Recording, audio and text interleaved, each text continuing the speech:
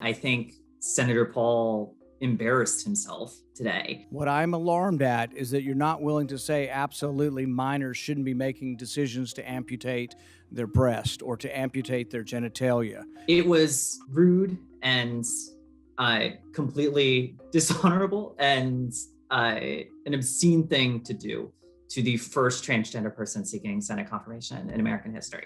Will you make a more firm decision on whether or not minors should be involved in these decisions?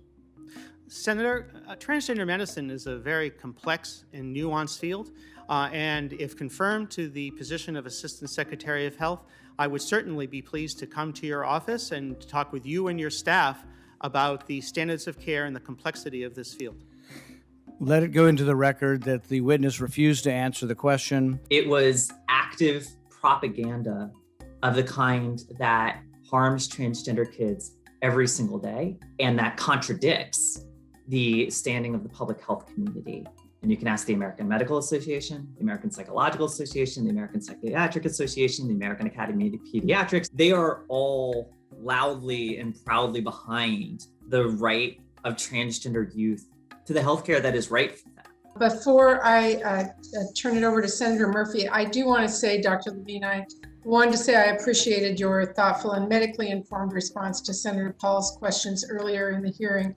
It is really critical to me that our nominees be treated with respect and that our questions focus on their qualifications and the work ahead of us, rather than on ideological and harmful misrepresentations like those we heard from Senator Paul earlier. I covered Dr. Levine when I was a healthcare reporter in central Pennsylvania. You know, when you come out and start your transition, you kind of assume that it's a professional death note. And I know that seeing her at work and seeing her praised for her expertise and doing extremely important central work to the lives of Pennsylvanians, it was extremely encouraging. And I know that I'm not alone in that. And I know it's especially true amongst young transgender people. Throughout my medical career, I have been particularly invested in health issues that are at the intersection of physical and behavioral health.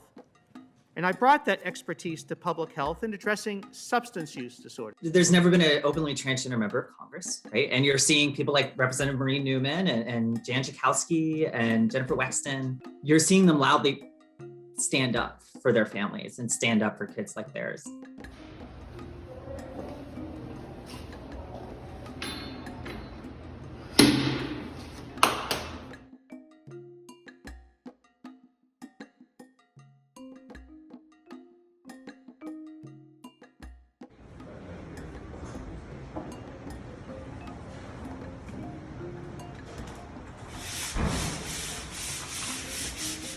To see somebody proudly take a stance. My favorite part of the sign is that it says, trust the science. One, Marjorie Taylor Greene is not exactly the best representative for trusting the science. I would love if they followed science, but that's not what they want to do. They're definitively interested in fear mongering.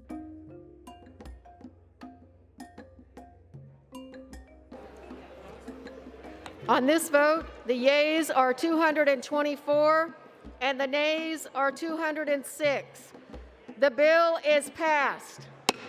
One civil rights bill can't help to address all forms of discrimination. After all, it is only reactive. It is only giving people a tool with which they can respond to discrimination. But it can send a loud and clear message that the kind of behavior and rhetoric that we saw from Senator Paul is on the fringe of society.